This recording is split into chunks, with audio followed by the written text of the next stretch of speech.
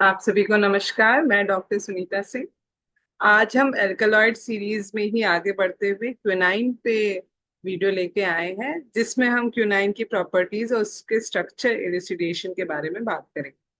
जैसा कि आप जानते हैं कि हमारे ज्यादातर वीडियोस यूनिवर्सिटी ऑफ लखनऊ के सिलेबस के अकॉर्डिंग होते हैं, तो ये हमारे क्विनाइन बीएससी 6 सेमेस्टर के इलेक्टिव पेपर का एक पार्ट है।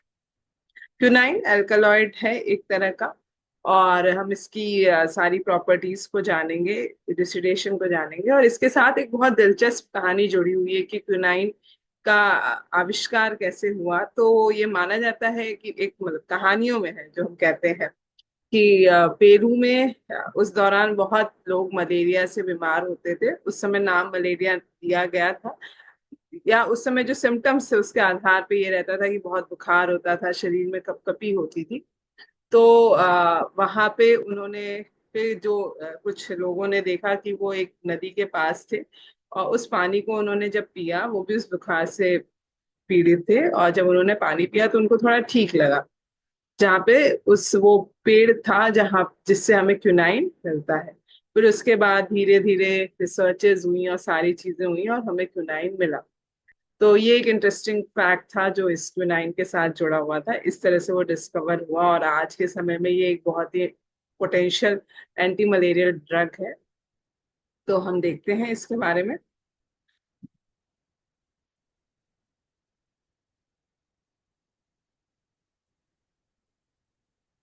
Quinine, it is well known bitter anti-malarial drug occurring among the alkaloids of cinchona bark and ramagia.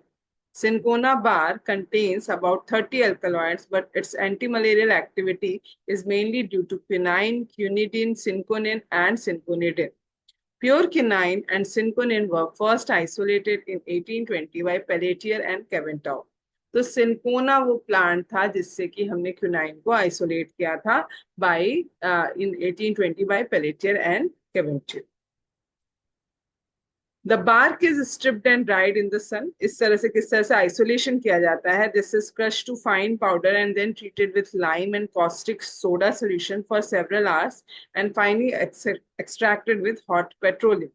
The solvent petroleum is drawn off and the petroleum extract is washed with dilute sulfuric acid in a lead-lined vessel provided with a powerful stirrer. तो अगर question आपको जैसा कि पता है कि MCQ based हो, तो आप बता सकते हैं कि सिंकोना के बाद से क्विनिन मिलता है हमारे क्विनाइन। द इस आगे बढ़ते हैं उसी आइसोलेशन के पार्ट में। तो the acid aqueous layer while still hot is neutralized and allowed to stand when the neutral sulfates of alkaloids quinine cinchonin और इसका crystallize out करते हैं। The mixture of sulfates of three alkaloids is recrystallized, having minimum solubility crystallizes out first, while the sulfates of cinchonin and cinchonidin remain in the that filtrate. The crude quinine sulfate is re-dissolved in water, decolorized with charcoal, and recrystallized until cinchonidin and cinchonin are reduced to required percentage. Quinine may be obtained from the sulfate by precipitation with alkali, washing, and drying. तो ये isolation का process है हमारे quinine का। Properties की बात करें isolation के बाद, तो quinine is a white crystalline having properties like antipyretic, मतलब टेम्परेचर को कम करने की प्रॉपर्टीज होती है, एनाल्जेसिक पेन को कम करती है, anti inflammatory, anti malarial. It is insoluble in water. It melts at 177 degrees Celsius in anhydrous condition. It is liver irritatory and has a bitter taste. इसका टेस्ट बहुत कड़वा होता है, और ये फेमस है अपने कड़वेपन के लिए, बिटर टेस्ट के लिए। अब हम बात करते हैं स्ट्रक्चरल इलिसिडेशन ऑफ क्विनाइन की।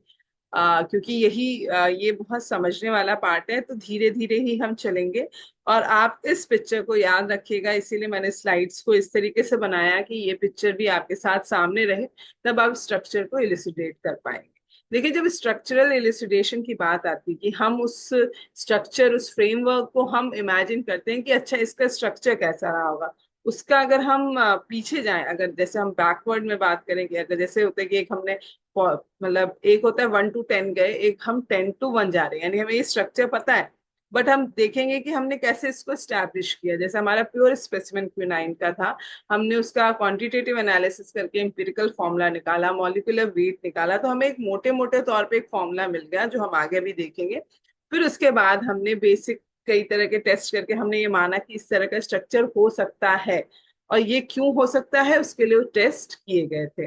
तो उसके आधार पे हमें ये स्ट्रक्चर मिला, जिसमें आपको मिथॉक्सी ग्रुप दिख रहे होंगे। नाइट्रोजन के लिए हमने टेस्ट किया, हमने हाइड्रोक्सिल ग्रुप के लिए टेस्ट किया, हमने विनाइलिक ग्रुप के लिए टेस्ट किया, हमने नाइट्रोजन का न्यूक्लियस कैसा है हमने उसके लिए टेस्ट किया। तो हम देखते हैं कि मॉलिक्यूलर फॉर्मूला जो हमारी क्वांटिटेटिव एनालिसिस से पता चला था वो कुछ इस तरीके का था। उसमें ये पाया गया कि जो हमारा मॉलिक्यूलर फॉर्मूला है वो C24H C20, sorry for the interruption, battery charge नहीं थी। तो हमने ये पाया कि मॉलिक्यूलर फॉर्मूला हमें मिला वो था C20H24N2O2। अब हमने धीरे धीरे स्टेप वाइज इसके टेस्ट करने शुरू किए। तो हमने सबसे पहले देखा कि presence of two tertiary nitrogen atoms. अब टू टर्शरी नाइट्रोजन एटम्स के लिए हमने देखा कि कैसे हम चेक करें कि हमने चेक किया कि हमने उसका reaction 2 moles of methyl iodide से कराया, जिसकी वजह से डाई क्वाटरनरी सॉल्ट बना, और इससे पता चला कि ये डाई टर्शरी बेस है, यानी जो नाइट्रोजन का कैरेक्टर है वो डाई टर्शरी बेस का है। तो यानी दो नाइट्रोजन तो हमारे क्लियर हो गए जब हमने उसका मिथाइल आयोडाइड से रिएक्शन करवाया। फिर हमने, जैसा कि आपको ग्रुप में यहाँ पे दिख भी रहा होगा, हम ये साथ साथ लेते हुए चलेंगे। यहाँ पे अब हमने OH ग्रुप को देखने के लिए हमने क्या किया कि हमारा OH ग्रुप फिनोलिक है, अल्कोहलिक है, उसके लिए हमने क्या टेस्ट किया। उन्होंने क्यूनाइन को, it forms a monoacetate and a monobenzoate, यानी कि उन्होंने एस्टर बनाया, which means that they contain one OH group. इन्होंने इसका रिएक्शन मान लीजिए बेंजोइल क्लोराइड से कराया, C6H5COCl से कराया, या किसी एसीटेट से कराया, एसिडिक मतलब आपके किसी एसिड से कराया, और हमें एस्टर मिल रहे थे। तो एस्टर मिलने की प्रॉपर्टीज हमारे OH ग्रुप में ही मिलती है। जब हम OH और एसिड का रिएक्शन कराते हैं हमें एस्टर मिलता है। और कई बार हम इस तरह के जो रिप्लेसिंग ग्रुप्स होते हैं, जैसे हमने मान लीजिए C6H5COCl से रिएक्शन कराया, तब भी हमको मोनोबेंजोएट मिला।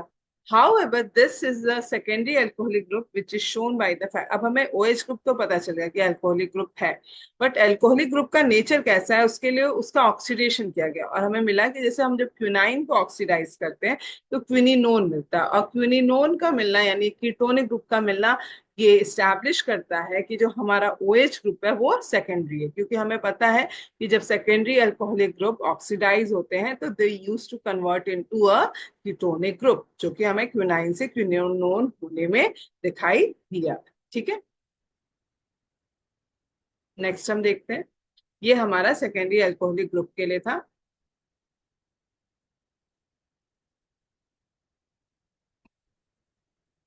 प्रेजेंस ऑफ मिथॉक्सिल ग्रुप, हमने OH को एक तरह से स्टैब्लिश कर लिया कि वो हमारा सेकेंडरी अल्कोहलिक ग्रुप है थ्रू हमने उसका रिएक्शन करा के ये पता किया कि सेकेंडरी अल्कोहलिक है, और उसका ऑक्सीडेशन भी करा के पता किया कि सेकेंडरी अल्कोहलिक ग्रुप ही है, क्योंकि वो कीटोन में कन्वर्ट हो रहा है।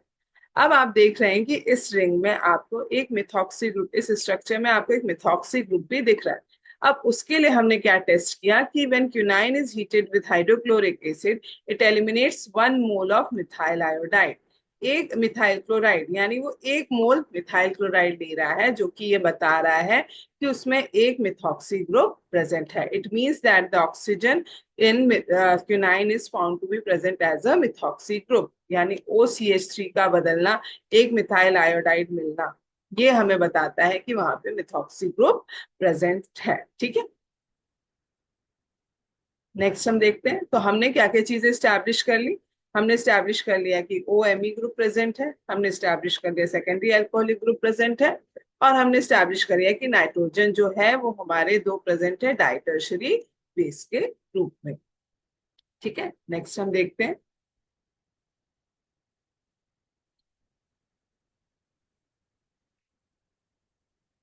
Presence of olefinic linkage. Olefinic linkage आपको यहाँ पे दिख रही होगी, ये देखिए, ये आपकी ओलिफिनिक। अब इसके लिए इन्होंने क्या किया, as quinine adds on 1 molecule of bromine CH। देखिए, ये इस तरह का जो सिस्टम अगर स्केलेटन था हमारे पास, हमने पाया कि 1 मोल Br2 ऐड हो रहा है।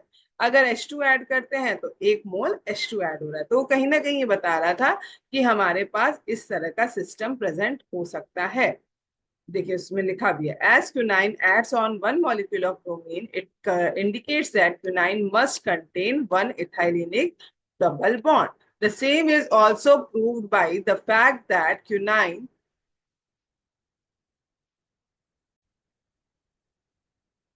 Sorry for the interruption once again, जैसा कि अभी हम देख रहे थे कि ओलिफिनिक कार्बन की बात हुई, ओलिफिनिक लिंकेज की बात हुई, तो ये पाया गया कि 1 मोल हाइड्रोजन और 1 मोल आपका ब्रोमीन यूज हो रहा था। तो वो कहीं ना कहीं शो करता था कि एक कहीं CH डबल बॉन्ड CH की हमारी लिंकेज है।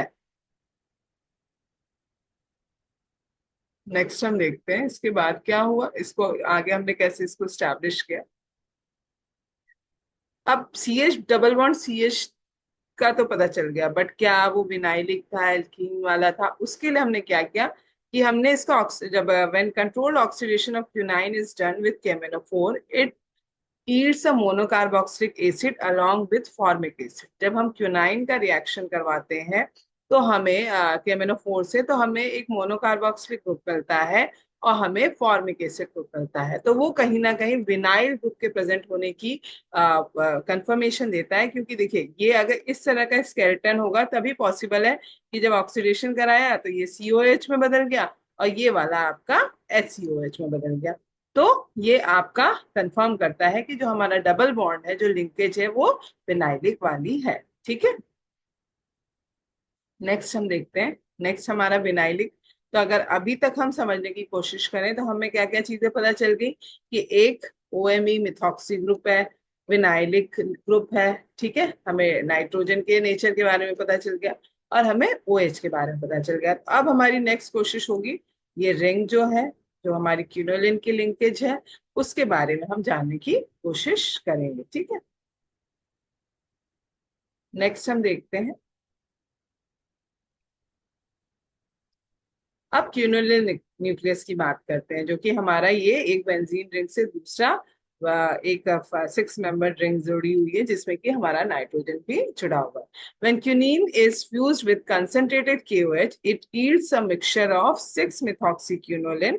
जब हमने क्यूनाइन का रिएक्शन करवाया तब हमें मिला KOH के साथ, तो हमें मिला 6-methoxyquinoline and lepidine, that is 4-methyl along with other products। इस प्रोडक्ट्स ने कहीं ना कहीं हमें बताया कि OCH3 ग्रुप जुड़ा हुआ है और CH3 ग्रुप जुड़ा हुआ है, जिसने बताया कि इस तरह का न्यूक्लियस प्रेजेंट हो सकता है। Synconin, when fused with potassium hydroxide under the same condition, yields quinoline and lipidin, indicating that quinine is a methoxysynconin। यानी जो सिंकोनिन हमारा डेरिवेटिव था, उसका जब हमने रिएक्शन कराया था KOH के साथ, तो उसने क्या क्या दिया था हमें, क्विनोलिन दिया था और लेपिडिन दिया था। तो यानी क्विनिन जो था वो एक तरह से हमारा मिथॉक्सी डेरिवेटिव है सिंकोनिन का। ठीक है, क्योंकि अभी हमने शुरू में जो पढ़े थे उसमें सिंकोनिन का भी नाम सुना था, तो मिथॉक्सी सिंकोनिन भी हमारा क्विनिन का ही नाम है। ठीक है, नेक्स्ट हम देखते हैं आगे क्या हुआ, क्विनोनिल क्विनोलिन न्यूक्लियस के आगे हम कैसे बढ़े।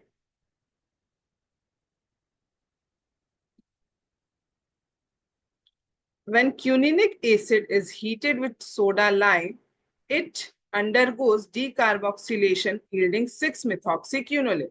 जो 6-methoxyquinoline जो हमें मिला था उसको हम कैसे मतलब पाए, अगर उसके लिए हम एक तरह से एक बैकवर्ड सिंथेसिस किए कि हम क्यूनिनिक एसिड मान लीजिए हमने लिया, उसका रिएक्शन करवाए तो एक हमें 6-हाइड्रोक्सीक्विनोलिन मिला, और जब हमने HCl से रिएक्शन करवाया और सोडा लाइम से रिएक्शन करवाया तो हमें 6-methoxyquinoline मिला।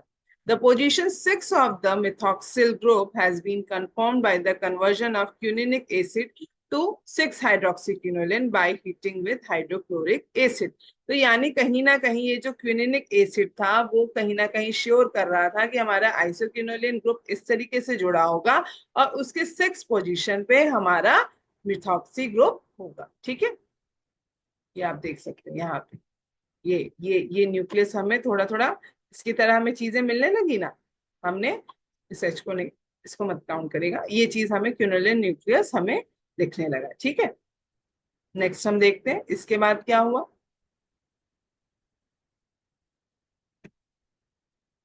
When quininic acid is oxidized with chromic acid, it yields pyridine 2,3,4 tricarboxylic acid.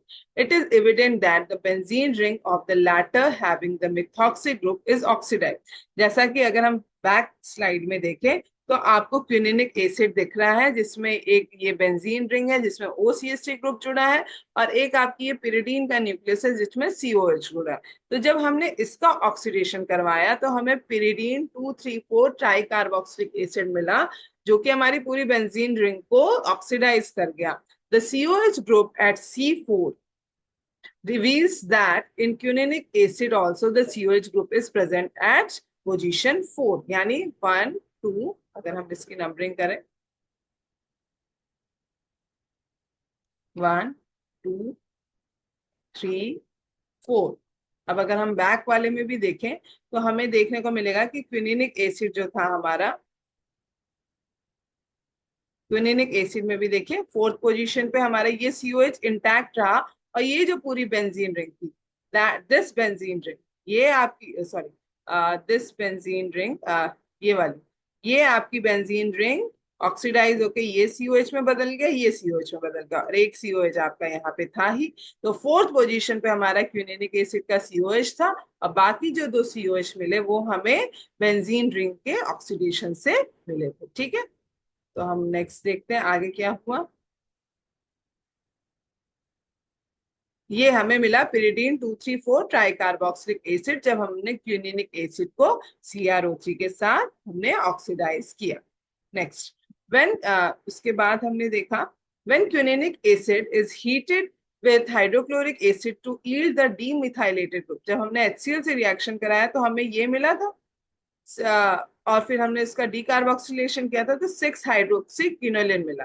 तो ये सारी चीजें 6 हाइड्रोक्सी क्विनोलिन का मिलना आपकी पिरिडीन 2,3,4 ट्राई कार्बोक्सिलिक एसिड का मिलना कहीं ना कहीं ये प्रूफ करता था कि हमारा जो क्विनिनिक एसिड है उसका स्ट्रक्चर वो कुछ इस तरीके का है। ये वाली इस चीज को हमने सही माना। ठीक है, नेक्स्ट हम देखते हैं क्विनिनिक एसिड तक हमने स्ट्रक्चर को अपने स्टैब्लिश कर लिया था। अब मीरोक्विनिन एक फॉर्मूला ये मिला जिसका C9H15NO2 मिला। As it forms a monosodium salt as well as an ester, it reveals the presence of a COH carboxylic group. When meroquinone is reduced with hydrogen, it takes up one molecule of hydrogen, suggesting that a ethylenic double bond is present. The presence of ethylenic double bond indicates that CH double bond CH2 is still present in म्यूरोकिनाइन। इसमें ये देखा गया कि म्यूरोकिनिन का structure एक हमें ये भी मिला कंपाउंड, तो हमने इसका ऑक्सीडेशन किया। हमने जब इसका मोनोसोडियम सॉल्ट बनाया तो पता चला कि एक COH ग्रुप है। हमने ये देखा कि ये 1 मोल हाइड्रोजन का ले रहा है तो यानी इसमें इथाइलिनिक बॉन्ड भी है और इथाइलिनिक बॉन्ड का रहने का मतलब है कि वो कहीं ना कहीं ऑक्सीडाइज नहीं हो रहा है, तो वो यानी हमारे रिंग मतलब रिंग के साइड चेन में कहीं ना कहीं प्रेजेंट है। फिर नेक्स्ट हमने देखा when meroquinone is oxidized with cold acidified KMnO4, it yields a syncholoiponic acid, a dicarboxylic acid and formic acid. यानी जब मीरोक्विनाइन को हमने जब रिएक्शन करवाया तो हमें फॉर्मिक एसिड मिला और हमें सिंकोलोइपोनिक एसिड मिला जो कहीं ना कहीं ये प्रूव करता था जैसे हमने पिछले में भी देखा था कि विनाइल ग्रुप प्रेजेंट है साइड चेन में। ठीक है, नेक्स्ट हम देखते हैं। तो हम कहीं ना कहीं अब स्टैब्लिशमेंट की तरफ पहुंच रहे थे। As meroquinone can be benzoylated, acetylated and nitrosated, it means that a secondary amino group is present in meroquinene. When cincholoiponic acid is oxidised with acid permanganate, जब हमने सिंकोलोइपोनिक एसिड को हमने परमैंगनेट के साथ रिएक्ट किया, आपकी सिंकोलोइपोनिक एसिड यहाँ पे लिखी हुई है। ठीक है, सी आपका CA8 है, H13NO4। तो जब हमने इसका कराया तो हमें लोइपोनिक एसिड मिला that is C7H11NO4। As loiponic acid is a dicarboxylic acid and contains one methylene group less than its precursor, CH2 group एक कम हो गया। This means that the latter contains at least a side chain CH2COOH। यानी ये पाया गया कि म्यूरोक्विनिन जो है हमारा, जब हमने सिंकोलोइपोनिक एसिड को ऑक्सीडाइज किया है उसमें यानी CH2COH की कोई चेन होगी जो ऑक्सीडाइज होने के बाद अब एक कार्बन हमारी कम हो गई है। ठीक है, नेक्स्ट हम देखते हैं। ये चीज आप ध्यान में रखिएगा, सिंकोलोइपोनिक एसिड आपका आपका आप ये देख लीजिए, ये लोइपोनिक एसिड हो गया जिसका ये फॉर्मूला है। ठीक है, अब हम आगे देखते हैं। Next, loiponic acid has been somewhat less stable and isomerizes to form hexahydrosyncomoronic acid। वो आइसोमराइज कर गया और हमें कुछ इस तरह का स्ट्रक्चर मिला हमारे को। ठीक है, जिसमें हमारा C7H11NO4 जो हमें अब बन गया था पिप्रिडीन 3,4 डाई कार्बोक्सिलिक एसिड, ये हमें मिला। ठीक है, piperidine 3,4 dicarboxylic acid on treatment with KOH at about 200 degrees Celsius. Hence, loiponic acid should also be piperidine 3,4 dicarboxylic acid। यानी कि वो लोइपोनिक एसिड जो सिंकोलोइपोनिक एसिड से मिला था वो हमारा कुछ इस तरीके का स्ट्रक्चर मिला, जो आप अभी हमने बैक वाली स्लाइड में भी देखा था कि सिंकोलोइपोनिक एसिड को जब हमने ऑक्सीडाइज किया तो हमें लोइपोनिक एसिड मिला, और लोइपोनिक एसिड जो था वो पिप्रिडीन 3,4 डाई कार्बोक्सिलिक एसिड था। Loiponic acid contains 1 CH2 less than cincholoiponic acid, यानी सिंकोलोइपोनिक एसिड में एक CH2 ग्रुप आपका ज्यादा है। अब ज्यादा है तो वो कैसे हम देखेंगे, अब दो ही स्ट्रक्चर हो सकते हैं, एक ये हो सकता है, एक आपको दिख रहा है, दूसरा ये, एक आपका ये स्ट्रक्चर पॉसिबल है और एक आपका ये structure possible. On heating with HCl produces 2,4 dimethyl. जब सिंकोलोइपोनिक एसिड को हमने कंसंट्रेटेड H2SO4 से किया तो हमें ये मिला गामा पिकोलीन, और जब हमने इसको HCl से रिएक्शन करवाया तो हमें 2,4 डाइमिथाइल पिरिडीन मिला। ठीक है, जब अब हमें इन दोनों में से स्ट्रक्चर देखना है कि कौन सा सिंकोलोइपोनिक एसिड हो सकता है जो कि हमारे लोइपोनिक एसिड से एक CH2 ग्रुप ज्यादा होगा। ठीक है, अब हम देखते हैं आगे क्या हुआ।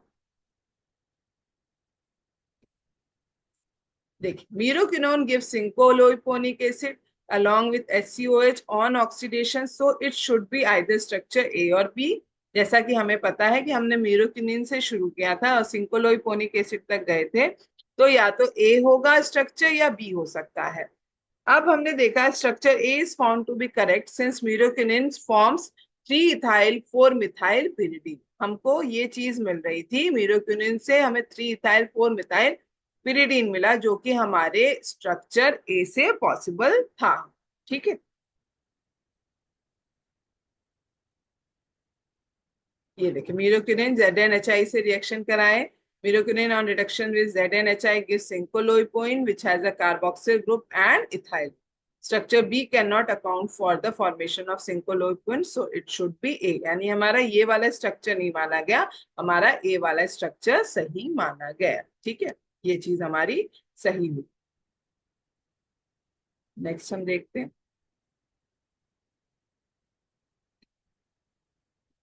We know that quinine forms quininic acid, sorry, we know that quinine forms quininic acid which has, ये हमारा, ये देखिए, ये क्यूनाइन का स्ट्रक्चर दिया हुआ है, क्यूनिनिक acid which contains quinoline nucleus and meroquinine on oxidation। यानी ये हमारा, ये आपका क्यूनिनिक एसिड है, दिस वन इज क्यूनिनिक एसिड, और ये आपका मीरो क्यूनाइन है।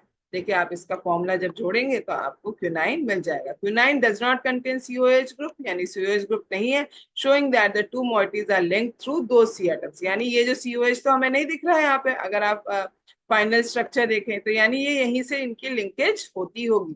क्यूनाइन is a ditertiary base but meroquinone contains a secondary nitrogen sorry यहाँ पे, बट वो सेकेंडरी है, and a COH group showing that during oxidation tertiary nitrogen changes to secondary and a COH group is formed। यानी वो कह रहा है कि मीरोक्विनोन में हमें सेकेंडरी नाइट्रोजन दिख रहा है, यानी कहीं ना कहीं टर्शरी है, वो सेकेंडरी में कन्वर्ट हुआ होगा क्योंकि एक लेस हुआ हमारा। तो ये हम देखने के लिए, अब हम आगे देखते हैं आगे कैसे हमने स्ट्रक्चर इलुसिडेट किया। This is possible only when nitrogen atom is a part of condensed ring system। तो हमने ये दो तरह के सिस्टम देखे, मीरोक्विनोन क्यूनाइन से जिसका हमने ऑक्सीडेशन किया। तो हम 3 विनाइल क्विनोलिडीन का हमने जब किया तो हमें इस तरह का स्ट्रक्चर मिला जो मीरोक्विनाइन के स्ट्रक्चर को हमारे सपोर्ट करता था। From the above facts that we can conclude that in quinine, the quinoline nucleus is joined at position 4 and the quinoclidine at position 8. The last thing to be fixed at it is the location of secondary alcoholic group. अब secondary alcoholic group हमने बाकी चीजें तो establish कर ली कि 4 पे कौन सा ग्रुप रहेगा, 8 पे कौन सा ग्रुप रहेगा, कौन सी moiety रहेगी। तो क्यूनाइन से क्यूनिनोन बना था कि CrO3 से, और quininone on treatment with amyl nitride and HCl give quininic acid and an oxide. ये हमें क्यूनिनिक एसिड का ये पूरी चेन को दिखाने के लिए यहाँ पे इस तरह से क्या, एक क्यूनिनिक एसिड मिला और हमें ऑक्साइड मिला। This shows that a methylene group is present adjacent to carbonyl group, which is formed when CHOH group linking the two moieties। यानी कि कहीं ना कहीं हमारा CH2 ग्रुप है, मिथाइलिन ग्रुप प्रेजेंट है, जिसकी वजह से हमें इस तरह की मॉइटी मिल रही है और आइसोमराइज करके हमारा इस तरह का स्ट्रक्चर मिला। ठीक है, नेक्स्ट हम देखते हैं आगे क्या हुआ। देखिए इसके हर पार्ट में क्वेश्चन बन सकते हैं, इसलिए आपको 2-3 बार ये वीडियो देख के लिख के समझने की जरूरत है ताकि आपको आसानी से याद रहे।